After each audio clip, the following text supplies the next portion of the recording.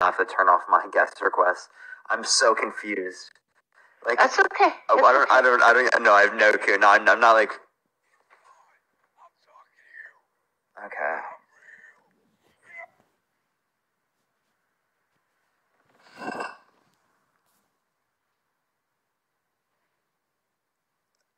Yo, what the fuck just happened? I didn't even see a single person on my live, y'all. What the fuck, yo? Oh my gosh, I'm gonna have to remember that person's name. Oh my gosh. Y'all, I'm so confused. I didn't see a single person. Did y'all see anyone? Parker, it was God? No, it must be. You just know it when you experience it.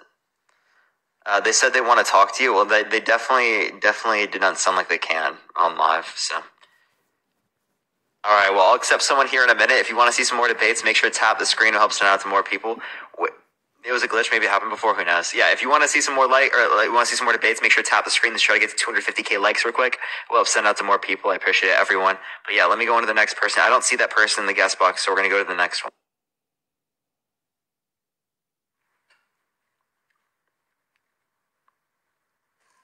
Yeah, what's up? How old are you?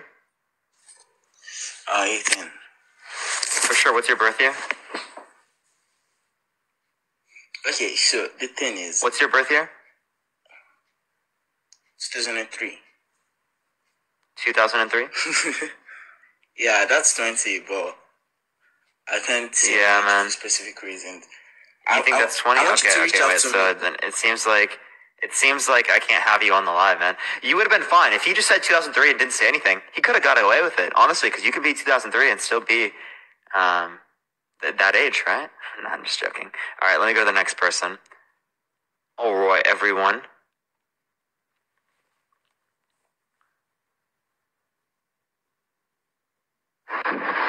Yeah, what's up? How old are you? Yeah, good morning. I'm 32. Are you driving? No. Okay, I'm just making sure. So, do you believe in God? Yeah, of course I believe in God. For sure. Why so? Yeah. Thank you, Stella. I appreciate it. Thank you so much. Okay. So, before I begin to proceed, I want to just understand, what do you mean by God? Like, what God are you referring to? Yeah, so I'm generally referring to a creator of the universe, or like the tri-omni God, so the all-knowing, all-powerful, all-good God. Okay, I understand. So, well, basically, before I start to explain my own direction, you understand, I would just like to remove the name God first and say a source or a creator. I don't know if that's okay by you. Just something, a beginning. You just call it by so many names. You understand? So, but what I want to say first of all is, I want to first of all use logic, in a way, because I believe that this universe, for it to exist, there has to be something that is independent. You get that does not depend on anything to exist. Because, for example, now if I'm holding a gun now, you feel me, and I point the gun to you, and I depend on someone telling me, hey, shoot this guy to shoot, and that guy depends on someone to say shoot this guy, and goes on and on and on. At the end of the day, I will not pull the trigger.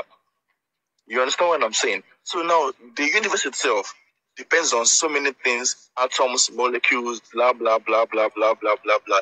There has to be something that's independent, that does not depend on anything, before we can exist. I don't know if you get what I'm saying. So there are going to be a few things that I have here, right? So in terms of something being independent, I don't see there an issue with saying that the universe is independent. I also don't see an issue with saying that the universe is interdependent. The same sort of way, my brain and body are interdependent, rely upon each other in order to produce life. Right? So it also depends, like what we're referencing in terms of, like, dependent upon what? And what do we mean by dependence? Like, for your body to function now, you need your molecules, you need your atom. You don't move yourself. You need other things to move you. Do you understand? So, can matter be independent? What do you say? Can matter be independent? Matter still depends on other things like electrons and protons and just and all that stuff. And this keeps going forever and ever and ever and ever. What do you mean it depends on like electrons and protons and things like that? Why does matter depend on those things? Wouldn't matter make up those things? For something to exist, there has to be something behind it to bring its existence. Like okay, so God exists, right? God exists, right? So there has to be something behind God that causes its existence, right? No. If there's something behind God, that means there has to be something else behind him again. And we'll keep on going, and the universe will not come to be. There has to be a starting point of something in life, which should be a source or a creator or an intelligent design. It doesn't have to be God. I have no issue with calling it God. No, there doesn't, because you created this issue in the first place, right? So when you say that everything has to have a creator, you don't think everything has to creator because you think that something can exist that was not created that created everything else. So you don't think that everything requires a creator. So why don't we just start this at like the universe existing? The universe doesn't require a creator, right? It just exists. No, the universe. No. You can't say it like that because the universe. There are so many theories that talks about the universe being born, the Big Bang. So many theories that saying that is a starting point of something. And if you look at the way the universe is formed, it's not by accident. You will know that even from the way the Earth is positioned, the way everything, you know, the design, the form of the design. The issue is I completely disagree here. How do we identify that something is designed if you think that everything is designed? Okay, now what I'm saying now about the design, when you look at as your body, for example, now look at the way your body functions, how complex it is. You would understand that these things is not just by accident. We are here not just by accident. You understand? We are here because there is something that is a source that's creating your body to react the way you are. Do you understand? You are talking with me. We are in this reality. You know how you don't even know how you breathe. You don't know how you move. But you know that we are operating under things that we cannot see. The fact that we cannot see these things does not mean that they don't exist. Because we only know how many of the whole universe, maybe 1% or 2% of the whole universe. But that does not mean that there's something out there. The fact that, and another thing is, we as humans, we are limited by our logic. Can I actually like explain something to you? I don't think that just because I don't see it, that it doesn't exist. There's no reason why I think that it doesn't exist. I would only think that it doesn't exist is if we were to infer a logical contradiction. So unless there's a logical contradiction, I wouldn't say here that it doesn't exist. Okay, so now when I'm talking about because from what you're saying, I know you don't actually believe that God exists. You understand? And I just feel... I don't know if a God exists, like in the terms of the deist God that you referenced. Thank you for the hint, I appreciate it. But I would say like the all-knowing, all-powerful, all-good God, I'm just very unconvinced of its logical coherency. Yeah, I mean, that is the angle of talking about in a religious text, biblical and all that stuff, talking about the Holy Trinity and all those stuff about this. That's the thing about we as humans. We keep on trying to explain what we cannot see using our mere words or our mere understanding. So you understand what I'm saying? But what I'm trying to say here is, if you even look at it through this angle now, everybody has something in ourselves, like a soul. You understand? We can detect good. Okay, no, not even that. Let's look at duality. Good and evil, right and wrong, you understand? There has to be something behind nothing. You understand? Even the mere fact that we are saying that there is no God means that there is a God somewhere. Even as a concept, he has to exist somewhere. Well, okay, as a concept, I have no issue with saying God's a concept. Harry Potter's a concept. If we talk about Harry Potter, does that infer that Harry Potter exists in reality? No, it refers to Harry Potter existing as a concept. Right? The same sort of way, if we just reference God or we talk about God, that's referencing a particular concept. It doesn't infer that it's true, that it exists in terms of the creation of material reality. Now, the reason of me bringing that idea is that I'm trying to let you know that the idea of this God we're talking about, it exists in so many ways. You understand? Not just as a physical or as a logical, because we don't have the tools to measure. Okay, how do we see? Because I know what you want now is evidence. You want evidence. But we can only... I want an argument. That's what I want. Okay, that one. The one I'm talking about, the independent and the dependent. If this universe is dependent, the universe will never be formed. There need to be something at the beginning that is independent of every other thing to exist. No, we already went over this. I told you that there's no issues with saying that matter is independent. There's also no issues with saying that interdependence can exist. Yes, but those things are still dependent on something. It's interdependent on what? On something else. If something is independent, it's not dependent on something, right? It means that there's nothing, it depends on nothing to exist. It depends on nothing. That is where the God factor comes in. The source, the creator. Yeah. Independence depends on nothing, okay? So like if the matter is independent, what's the issue with saying that's the case in terms of the existence of the universe? No, even the matter, matter still contains atoms and protons and neutrons and all those, inside, which is in itself still depend on other charges inside it again. It still goes down to infinity. As in quantum physics, it still goes down to infinity. It's not just matter is not just one thing. It's not just one thing. It doesn't have to go into infinite regression. That's what I'm telling you right now. Yes, so what I'm telling you, see what I'm saying there. See what I'm saying. Everything you can talk about, even from your controller to the human body, is depending on something, and it gets smaller, and it gets smaller, and it keeps getting smaller, and it keeps getting smaller, and it keeps getting smaller. There needs to be something to say, hey, you stop right here. This is where it ends, and this is where you are coming from. This is the beginning. And that beginning is what people refer to as God. Okay, does God have to have a beginning then? It does not. If it has a beginning, if it does not have a beginning, so then everything does not have to have a beginning, right? Everything doesn't have to have a beginning, correct? No. It's only one thing that does not have a beginning, which is God. Every other thing has. Okay, how do you know? How do you know that the universe has a beginning? How do we know? Science has proven to us now. So many said Wait, no, they have not proven that. Not true.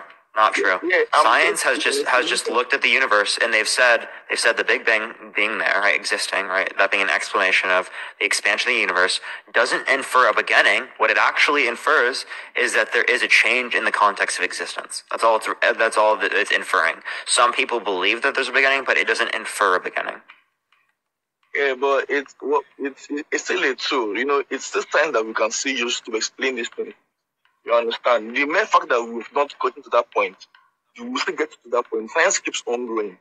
You understand? But we will never find out this debate with God. Would they be a proof? You can't really say it because you are using scientific tools to explain the unseen. Like I was watching one video. Yeah, I'm not even bringing up science right now, sir. I'm literally not even bringing up science. I'm asking you for like a rational argument.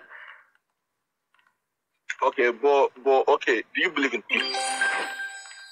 Do I believe in evil? Yeah. Thank you for the hand chart. I appreciate it. I think evil, at least in the context of me, is going to be what I'm describing as like against my preferences, right? In terms of morality, because I'm a moral particularist. Okay, but why I'm asking because if you believe that there is evil, or if you know there is evil, or if you perceive evil, or for example now, if I say they throw a child to burning fire, how do you perceive that? Do you perceive that as a good thing or a bad thing? I perceive that as a bad thing, right? According to my psychological preferences, I think that's bad. Yeah. So even as a psychological associate, you know it's bad. So you understand.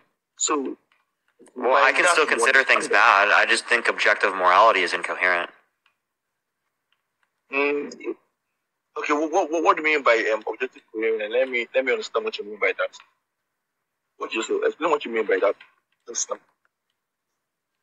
Yeah, I would just need an argument for how morality here we would be considering it as objective, right? Because at least to me, the way I'm describing morality right now is that it's an expression of our psychological preferences. So that the truth of these claims are necessarily dependent upon the mind, the stances, the desires of the individuals in which are expressing them. And so can you explain to me how this process is necessarily independent of that? Independent of the mind, attitudes, or desires? Yes. So what I'm trying to explain here about the morality and your good and evil there. The mere fact that you have good and evil, right and wrong, you understand? It tells you that there is something within us, you understand, which is the soul. I know you don't believe in that. Or No, it doesn't. Why does it entail that I hold that view? What do you say? Why does it entail that I hold that view? Because I know everyone has something inside them, like a compass that tells them right and wrong. You understand what I'm saying? And you don't have just that'd be my psychological preferences due to empathy, rationality, like my intelligence levels, my desires, right? So how are we going to say that's independent of my mind, desires, or attitudes? Thank you for the chasing the moon. I appreciate it. Thank you so much. No, me, I just feel if you look at it from that angle, then what about people that are serial killers that don't have any form of empathy towards people? What will you talk about the rest of them? This serial killer that killed in America. Descriptively speaking, they might not feel like it's bad, but that's just a descriptive statement. That's not a normative judgment. Just because they descriptively feel like that's the case wouldn't imply that it's true, right? At least in the context of my position. All we're talking about here is in descriptives. Okay. So now let's head back to the God argument. That's what I'm saying. Okay, so do you believe that there is a beginning? I don't know if there's a beginning. Okay. So from your knowledge and your research and what you've been doing so far, do you have any reason to believe that this world came from something, or you as a person, as a human being or as a Homo sapien, you came from something? Maybe through the eyes of evolution. I think it's logically possible. Okay. So that means you believe that. Yes. So like the Kalam cosmological argument, right? Like we could say everything that begins to exist has a cause. The universe began to exist, therefore the universe has a cause. You could say that would be logically possible, right? But there would be issues with that in terms of saying we don't know if there was a beginning to the universe. So there's but we can also describe it outside of the context of a God, and that cause, it doesn't have to be God. Yeah. Is there anything else you want to talk about or add? As you're talking about the name God, that's where I'm just getting the issues with, because if you put it in a religious context, that is, to me, I think like another debate for another time, because the God concept is just a perspective. There are so many ways, so many religions, and nobody is entirely correct. You understand? It's just incomplete. So it is everybody's vision that can now really fully give us the full descriptions. Nobody's neither right or wrong in that aspect because of the name of the name God. So nobody's correct. Nobody is entirely correct, because some books will tell you. So you're not correct? He created the world. No, relax. Let me just get to my point. What I'm saying here is, some books will tell you, like a book in Mali will tell you, a being got pregnant and vomited the 9 planets. Some say he made it in 7 days. Some believe in so many gods, the Hindus and whatever. You understand? All these stories of Noah's Ark or whatever, you can see them in so many stories.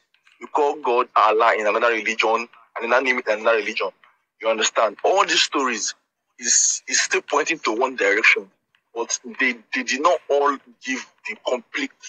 I said it's just incomplete. Nobody is right or wrong. It's just incomplete. So the theory of talking about God in a religious text is a different topic to me. That's why I said let's just call it source, because by calling it source, we can now say, okay, this is a beginning, or this is a creator, or this is a design. Okay. You understand? Because just by the mere earth being 1 centimeter towards the sun or apart from the sun, there can be so much disaster. Things don't just get placed by accident in that kind of universal scale. You understand? So if it's from the angle of the religion, I can still say, okay, you are right in your way, because people are still looking for the left and the right till now. You understand? People keep on debating this thing till forever to overcome. But if you can see from this angle, okay, let us just remove the name God and call it something different.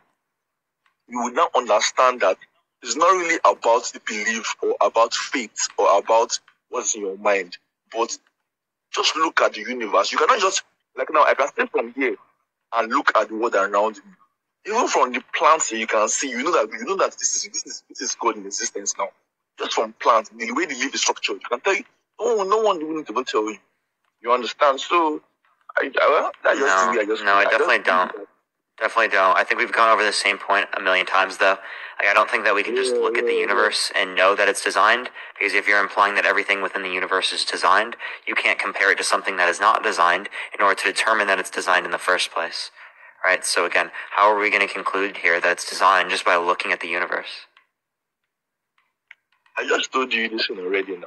The theory of the dependence, you understand? Because we went over that and you didn't respond to my argument. So I mean, I don't think that we can go anywhere if you don't respond to the positions that I held as a response to the argument. Maybe I didn't hear what you said. Maybe you can just tell me again. What was your argument? Yeah, so I don't have an issue with saying that matter can be independent. I also don't have an issue with saying that interdependence can exist. Yeah, but when you say interdependent, what do you mean? It's still dependent on something now. The two of them has to come I would together. say things are necessarily dependent upon each other to function, right? If they've always necessarily existed and they're dependent upon each other in order to exist, I don't necessarily see the issue here, right? Like for example, right, my brain and my heart, right, depend upon each other in order to produce life. Okay? Right? Given the fact that that's the case, they're interdependent. Yeah, but I'm talking about your existence here. It depends on something else. Like your existence, the universe existence depends on something else. And if that keeps going forever, there will be no existence. I don't know if you get what I'm saying. It doesn't need to keep going forever. That's what I'm telling you. All right, and I gave you two alternatives to show that it doesn't have to. Well, I guess maybe you aren't seeing it from my perspective, because even your theory of interdependence is still a dependent factor. You understand? So yeah. Can you describe to me the issue? What's the logical issue of holding that position that things can be interdependent? Interdependence just means two dependent things coming together. Am I wrong? It means that two things are necessarily dependent upon each other. Yeah, that they need each other for a particular function. Okay, can we give like an example of? Can we give like an example of an interdependent something? Dude, I think I've showed you this like 3 or 4 times, dude. The brain and the heart, right? They both necessarily require each other in order to produce life. Okay. So now the brain and the heart, fine, they are interdependent, but they still depend on the cells that are within them for them to function. The cells, the muscles that are within them to function, which the muscles still depend on oxygen to function. Dude, the cells are a part of the process that we're referring to, dude. They're a part of the process of life, right? So, those would be able to exist, right? Given the fact that there is life occurring within the context of the brain and heart, right? Blood being pumped through the body, right? We're just referring to multiple different faculties that necessarily depend upon each other in order to produce a desired function, right? Well, I mean, our desired function because we exist, but the desired function wouldn't necessarily be considered as desired given the context of nature, necessarily. Because nature doesn't desire. Just like saying your controller now. You're like saying your controller now, you depend on box and X to cut or to pass. But you're neglecting the fact that you still need to on the game or press button on the game, or so have to have light before you begin to even hold the pad in the first place. You understand? What I'm telling you is that if there is not a beginning to start, if someone does not press the game to come on, you will not be playing the game. You will not be having time to cut through or playing your football. Something needs to start it.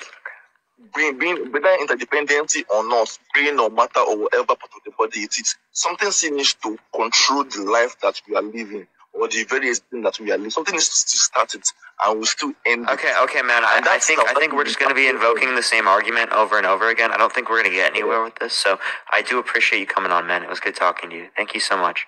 All right. Have a great day.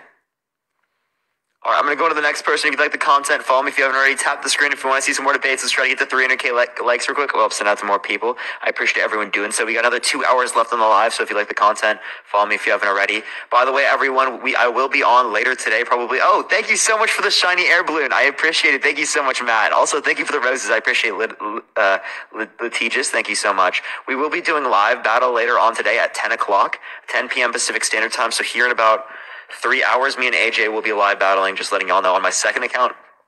Peter Parker get a job. So, by the way, we got 2 more hours left on this, and then I'll probably have like a break of like 30 minutes to an hour, or 30 minutes, or like 15 minutes or something like that. I'll go on my third account just to like talk to chat before at 10 o'clock we end up doing the live battle tonight. So definitely make sure to look out for that if you do like that. But yeah, let me go on to the next person, everyone.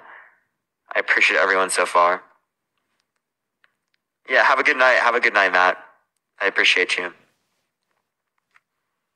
All right. Thank you so much for the cap. I appreciate it. Thank you. All right, let's get blessed.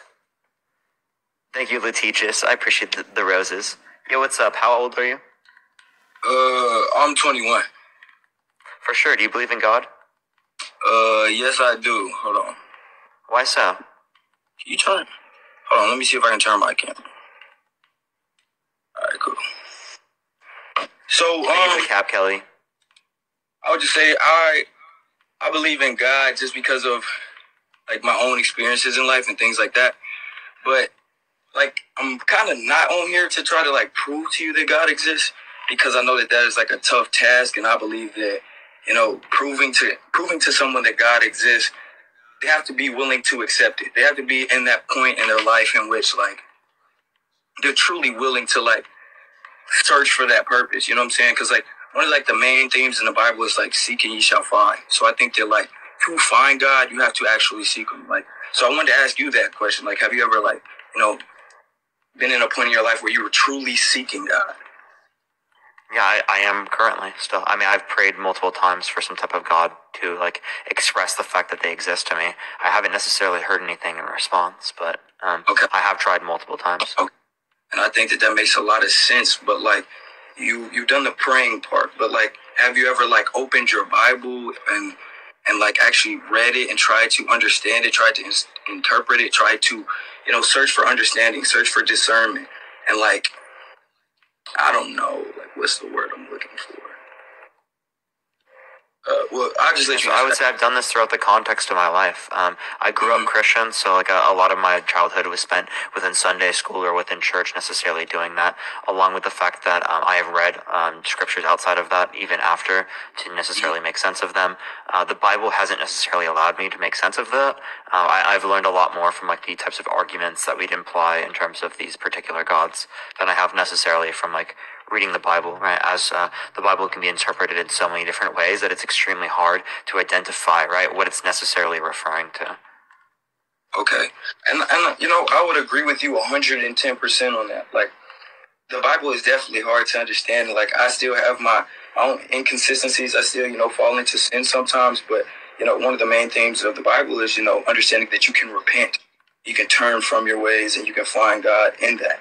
So I would say, like, in the most part, like, I grew up Christian as well, but, you know, I still have my doubts for most of my life. But I think that another key part is understanding that for following God, you have to submit yourselves to him 110%. You know what I'm saying? Like, you have to be willing to give your life to him. Like, that's part of it. Like, Jesus died on the cross for us, and then we live our lives for that purpose, right? Because I think that, like, when Jesus was, you know, born and he lived his life and, you know, he was crucified, that was the ultimate showing of love. That is what love truly is. Like, in the Bible, it also talks about that, you know, love it. What greater showing of love than a man to lay down his life for his brother or sister or whoever it might be, but to lay his life down for another. You know what I'm saying? It's a great showing of love. So it also talks about like God is love. And I also heard you like touch on that a little bit, but you feel like love is like what? Chemical reactions, I think you said? Yeah, love's absolutely a chemical reaction. Right. So in terms of like just looking, would you say that you can tell that someone like loves someone? Yeah, you can tell in some ways. Yeah, you might be able to be deceived, but you can generally tell. Yeah, and I agree with that. So I think that again, part of seeking and ye shall find, and seeking understanding is understanding that you can be deceived. It talks about that too. Like there's going to be false prophets, and then there's going to be actual like Christ. There's going to be actually this second coming of God, right? So what we'll understand in that is like if we get into our Bibles and we pray more and we truly seek out, we'll be able to have the discernment to know if this is a false prophet or this is God, right? And I also I don't think that allows us to discern that. I think that just allows us to necessarily like hope to, right? I don't think that you actually can discern between necessarily like what's true or what's not there. It's just going to be based upon your necessarily like your interpretation, right?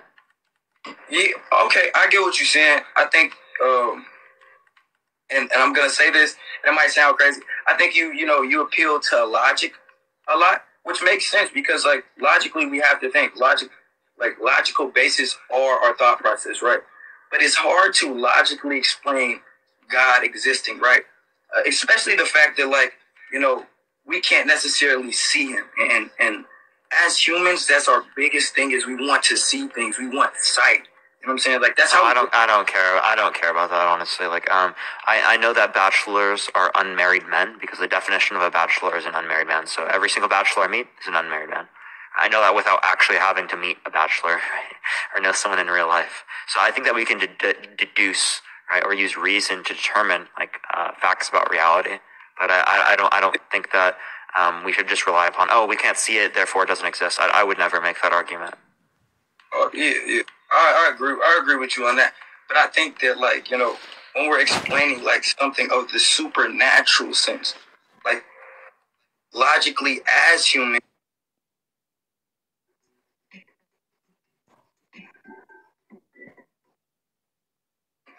will be too complex. It shouldn't go outside of logic. No, it shouldn't go outside of logic. There might be like perceptual issues in terms of interpretation and broader things like that, but right, there's not going to be an issue in terms of like logic that we'd want to identify from this context, because logic is, or at least in the reference that I'm doing to right now in terms of the law of identity, is just going to refer to things being themselves, right? So I don't think that we would either make the claim that like for example like a triangle can be 10 sides. I don't think we would make the claim that I can exist and not exist at the same time.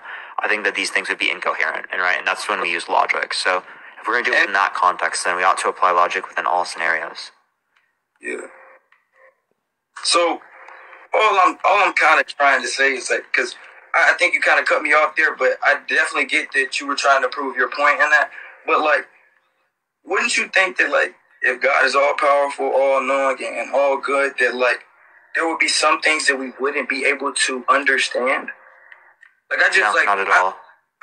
Listen. I know like what you're trying to do, like the logic you're trying to appeal to, and I'm not trying to put you in a box or anything like that. Like I think that you're a really smart dude, and I also was just kind of reading this because I felt like it was good. But it talks in the Bible about God will destroy the wisdom of the wise, and He will frustrate the intelligent. So I think that one of the biggest things is understanding that you can be the smartest person in the world and still not know God. You can still achieve a lot of things in this world apart from knowing God, but there will be certain things that you miss out on, right? So I think that in the instance in which God gave us free will, the free will is to simply choose like what you think that is best for you. Do you think that God wants what's best for you, or do you think that you can create your own reality, that you can lead yourself better than God can lead you? Right, and I think that that's what we fall into because that's not it is. No, God's all knowing, all powerful, right? Yeah. So God knows exactly what would convince us of God's existence and get us to understand God. Absolutely. So it is possible for us to understand God. So if we can't understand God, given the use of our reason, logic, things like that, right, then that would likely entail that God doesn't want us to know if a God would exist. That is all knowing, all powerful. So in the free will part of it, it's not that God doesn't want us to know, it's that we have to put forth the effort to know Him, right? So it's an understanding that it is up to us to choose. That's what the free will side of it is, right? Isn't free will like choice? Wouldn't you agree with that? Free will is the ability to determine otherwise without impediment by another actor. But Right, doesn't free will appeal to choice though? Wouldn't you say? Wouldn't you agree with that? That would be a choice. We probably define as the ability to determine otherwise. Speaking. But then, like, also, right, just because you have a choice doesn't mean it's consensual. Like, for example, if someone puts a gun to your head and says, like, say, do this sexual act or I'm going to unalive you, right? That's that you have a choice between those two things, right? But it's coercive. So we wouldn't say that you necessarily had the free will to engage in that action. Why? Because there's impediment by another actor. Right. I definitely think that there's another factor in that, but I would say this. So if somebody had a gun to my head, right, and they was like, I want you to say that you don't believe in God or I'm going to unalive you, as you said, I would stick to the fact that I believe in God, right? Because I know that that's more important. That's not any relevance. We're just determining what free will is. I was just describing to you. That was just an analogy. We'll go back to like, so you can understand. Yeah. So you said that free will was the choice to like basically determine otherwise or something to that effect, right? Yeah, determine otherwise without impediment by another actor, right? Like without another actor stopping you from being able to choose otherwise. Right. So I think that appeals to choice, and I think that really in our lives, like we can choose to get instant gratification, right? In this world, like sometimes, in the sense of like, you know, maybe you're doing something sexual with somebody and it gives you this sexual release in which you are happy at one point, but then it kind of fades away. So we want the instant gratification. We want to feel this need. We want this to be fulfilled now instead of maybe the journey that comes with it. So, I mean, if you prayed for something, like you pray for God to reveal himself to you, you would want that to happen right then and there. So you knew right then, you didn't have to go no more days without knowing him. And would I be correct to assume that? Well, not necessarily. I mean, I can understand that things might take time sometimes, and I agree that you can accept the fact that things will take time. But would you say that if you prayed for something, like of course, like whenever he wanted to reveal it to you, you would be accepting of it. But if you prayed for something, wouldn't you want it to happen right then? If you had the choice to choose, wouldn't you want it to happen right then? Sure. If that made the most sense. It made the most sense. I feel like he was just, yeah, but... You feel like I've already thought about this before? Because I have, yeah. Nah, I don't feel like you already thought about it before. I just kind of feel like, you know, you're kind of dancing around just saying yes. Because, like, and, like, that's just, like, one of the things is, like, if I could have $1 million right now instead of going through the process, I would just take $1 million right now. You know, and if I could just ask things and they would just come to me right then, that would be when I wanted it. You know what I'm saying? Yeah, but if it made the most sense to happen at a later date, right? Like if me learning today then led something else bad to happen, well then it wouldn't make sense to happen then. It would make more sense to happen later on, even though I necessarily asked at that particular point. Right? So whatever we necessarily desire can be different based upon the perspective. And what I'm taking into account is that if a God would exist, the perspective would be different. Right? So it could make sense to happen in one scenario over another one, which I wouldn't necessarily be able to identify from my perspective. Right? So I'm taking into account that like there could be things that could be conflicting my ability to understand things. Right? But it's not going to apply across the board, especially if we're already positing particular understandings of God. Like within the context of religion, we understand the particular characteristics that God has. And that's going to entail other things to happen. Right? The same way if a bachelor is defined as an unmarried man, right? That's an entailment. Right? Yeah. That all bachelors are unmarried men. Right. But I get what you like. Again, I get what you're saying, but I think that it's just different in terms of what happens here on Earth, and then like supernatural events, like things that happen with God. Like I think all things, you know, kind of happen around God, but you know, it's also free will though. So I also heard you like. So I just kind of like wanted to touch on a few things since I don't think that I can prove to you that God exists, because I think it's something that you have to seek out for yourself and you have to seek it with all your heart, right? But I also heard you kind of talk about faith and how you kind of like, didn't you kind of say that you don't think you should have faith in it? I don't want to just like. I don't think you should hold beliefs without justification. That's what I would say. Right, and then define faith real quick, because I kind of think in the context of. Yeah, so the way I'm referencing faith in this connotation is belief without evidence. I don't think you should hold beliefs without evidence within the context of, say, God existing. Okay. So only in that context then? Generally speaking, a belief in relation to morality is just going to imply a descriptive claim about your psychological preferences. Mm-hmm. So, I mean, that would be the evidence of your psychological preferences. So, I mean, you would say in any scenario, necessarily, you'd require evidence or whatnot. Okay, so I'll just ask... Or reason to believe. Yeah, so without reason to believe. So I'll just ask you, like, so what do you want to be in your life? This would just be like a question that In what connotation? Like Like- in terms of like a father, or like be in terms of career? like want to, like, not necessarily like a millionaire, but do you want to be a doctor? Do you want to be like, what do you want to be like? What are you not right now that you want to be? A father someday. A father someday. So do you think that you can become a father? Yeah, absolutely. Given my Like- knowledge right now, I'm likely to be fertile.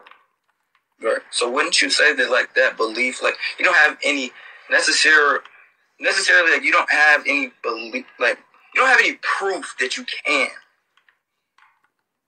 become a father. You get what I'm saying? Like, it's something that's going to happen, like, down the road, because you're not a father now, and you don't have any proof that you can be a father until you become a father, right? Wouldn't you say Actually, that? I would say I have reason to believe that it's very likely that Yeah. I can be a father, given the fact that I know that statistically speaking, most people are fertile. Right, like for example, right, if someone makes a claim to me that they had cereal this morning, right, the statistical probability of that is pretty high. So likely, I'm going to say that I'm going to likely think that's true because of the statistical probability. The same sort of way I would do that within this connotation. Right. So you're saying with the reason to believe. So you wouldn't say that there's reason to believe that there is a God, though? I would say that there's like that there could be, right? But it depends on like the particular definition of God that you're referencing. I wouldn't say there's a reason to believe in an all-knowing, all-powerful, all-good God. At least I'm unconvinced there is a reason. Mm-hmm. But is there a reason to believe that there is a creator? Right? Wouldn't you say that? Yeah, I could say there's. Yeah, like the Kalam cosmological argument, if we were to presuppose the universe has a beginning, that could necessarily entail that there's a coherent explanation in terms of saying that like a deist God created the universe, just like a mind that necessarily led to the universe existing. Why can't there... Not necessarily the properties of like a triomni God. Yeah, so why not the triomni God then? Yeah. So for example, right, we'd have to posit that since that God is all knowing, all powerful, all good, that everything God does is good. So, Right. Can I just ask you a question? Do you think that, say, me stubbing my toe is a necessary pain for me to understand heaven or understand some ultimate good? I don't think it's for you to understand heaven, but I think that it is something that needs to be, I would say. Oh, so it's necessary suffering, right? So would you say that the Holocaust was necessary in order for us to be able to reach some ultimate good? What I think... Say that again? Was the Holocaust a necessary condition for us to reach some ultimate good? Like, did it have to happen? Did it have to happen? I don't think that it had to happen, no. I don't think Oh, you don't think so? Like, can I just finish this real quick? Yeah, go for I it. don't think that a lot of things have to happen, but I think that they happen because of free will. So I don't think that, like, God is saying that this is Is exactly... free will necessary, though? Can I just finish this though? Yeah. All right, so I'm just saying I don't think that a lot of things necessarily have to happen, but I think that they happen because of free will. So I think that when God created the earth, like, and again, I'm not God, so I can't give you everything, and I don't know everything because I know that in the Bible it says that, you know, his ways are apart from my ways, and my thoughts are not his thoughts. So his thoughts are above mine because he's all powerful, he's all knowing, and, you know, he does know right from wrong, and he has that discernment, and he sees all things in an instance, right? So I do think that, like, God created things in which, like, it would reveal to us what is going on. So, like, the stubbing of your toe reveals to me that maybe I'm just doing things too fast. Maybe I'm just moving too fast, and I'm not focused on what I need to be doing. So it's like, if I'm in a rush, I might stub my toe. 9 times out of 10, if I'm going to stub my toe, it's not when I'm paying attention to what I really need to be paying attention to, which is getting from point A to point B, wherever I may be going, right? So I think that God teaches us patience in that. And God reveals to us a lot of things in which happen in the way that we live our lives, right? So like bad things happen, and it shows us like, look, you can choose that bad route or you can choose the right route, right? I don't think that like I think some things are necessary for our learning curve, but I won't say that all things, were necessary, right? But I think that God made the earth and He made the things happen intricately and with complexity, right? In which like it might be hard to understand, but if you seek the knowledge, you can understand why and a lot of the things that go on. So you don't think all suffering is necessary? I don't think all suffering is necessary. Can I just think about that for a second? All suffering.